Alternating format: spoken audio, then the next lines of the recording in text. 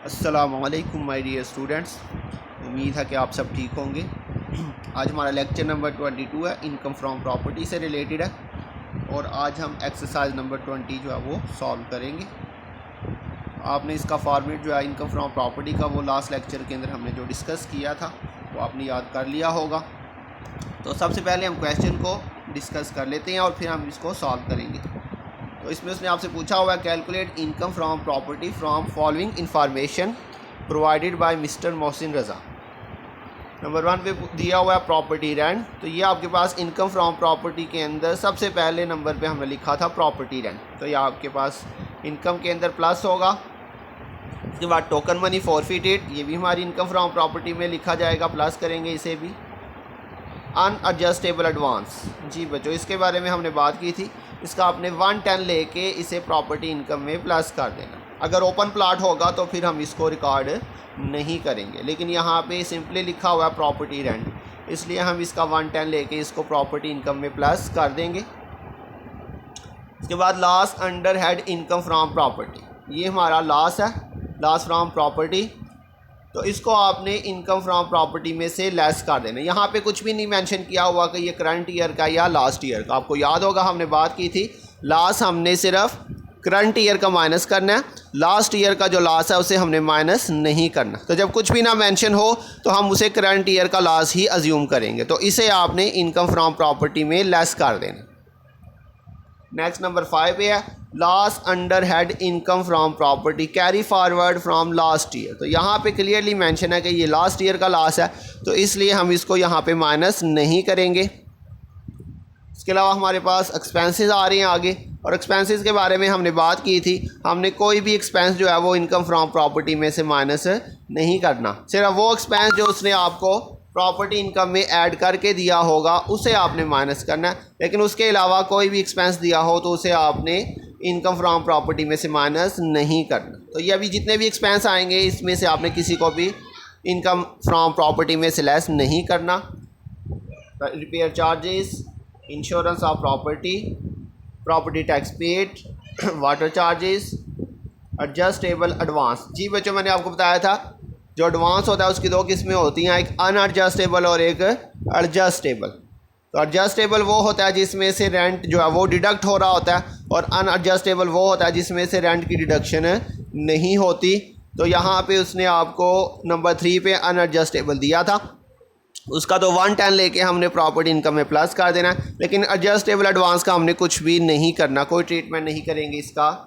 इसके बाद legal charges for drafting and agreement, ये भी हमारा एक्सपेंस है। तो जितने भी एक्सपेंस आ रहे हैं आपने किसी भी एक्सपेंस का कुछ भी नहीं करना। Lawyer fee for suit to recover rent, unrealised rent. Unrealised rent मतलब आपने किसी को मकान दुकान किराए पे दी थी लेकिन उसने आपको किराया नहीं दिया। जैसे हम बैड डेट्स पढ़ते हैं मैन्युफैक्चरिंग या ट्रेडिंग बिजनेस के अंदर, जब हम चीज़ सेल करते हैं तो हमें उसके पैसे नहीं मिल पाते, उसको हम बैड डेट्स कहते हैं। तो यहाँ पे अनरियलाइज रेंट ये भी बिल्कुल उसी तरह ही है कि आपने किसी को अपनी प्रॉपर्टी रेंट पे दी थी लेकिन उसने आपको किराया पे नहीं किया, किसी भी वजह से हो सकता है, तो उसको हम कहते हैं अनरियलाइज रेंट। ये भी हमारा एक्सपेंस ही होता है। तो अभी हम इसका सोल्यूशन देखते हैं। सोल्यूशन के अंदर आपने सबसे पहले नाम लिखना है, टैक्स पेयर का नाम दिया हुआ था मिस्टर मोहसिन रज़ा। उसके बाद आपने दूसरे नंबर पे जो हेडिंग लिखनी है वो आपने लिखनी है टैक्स ईयर 2019। ये जो हमारा टैक्स ईयर चल रहा है ये 2019 चल रहा है। वैसे तो ये हमारा करंट ईयर जो है वो 2020 है, लेकिन हमारा जो टैक्स ईयर है वो 2019 चल रहा है अभी। उसके बाद नेक्स्ट हेडिंग लिखेंगे टैक्स ईयर एंडेड 30 जून 2019। हमारा जो टैक्स ईयर है 2019 वो ख़त्म हो रहा है 30 जून 2019 को जाके। उसके बाद रेजिडेंशियल स्टेटस रेजिडेंट, और उसके बाद हम लिखेंगे कंप्यूटेशन ऑफ टैक्स पेबल। तो ये 5 हेडिंग्स हैं। ये इनमें से आपने सिर्फ पहली हेडिंग जो नाम है वो चेंज करना है, बाकी हर क्वेश्चन के अंदर आपने सेम यही चारों हेडिंग्स लिखनी है बार बार। तो आगे जब हम क्वेश्चन करेंगे तो मैं बार बार ये हेडिंग्स नहीं लिखूंगा, मैं सिर्फ नाम मेंशन कर दूंगा। तो आपको याद होनी चाहिए हर क्वेश्चन में यही हेडिंग इसी तरतीब से आएंगी। तो अब हम देखते हैं सोल्यूशन के अंदर आपने सबसे पहले टेबल के अंदर इस कॉलम के अंदर लिखना है टैक्सेबल इनकम, और उसके बाद आपने नीचे सबसे पहले हेडिंग लिखनी है इनकम फ्रॉम प्रॉपर्टी, सेक्शन 15 है इसका। इसके अंदर आपके पास सबसे पहले प्रॉपर्टी रेंट, अभी जैसे हमने पीछे डिस्कस भी किया, 1,50,000, और इसके अंदर आपने टोकन मनी फॉरफिटेड को ऐड कर देना, ये 10,000 था।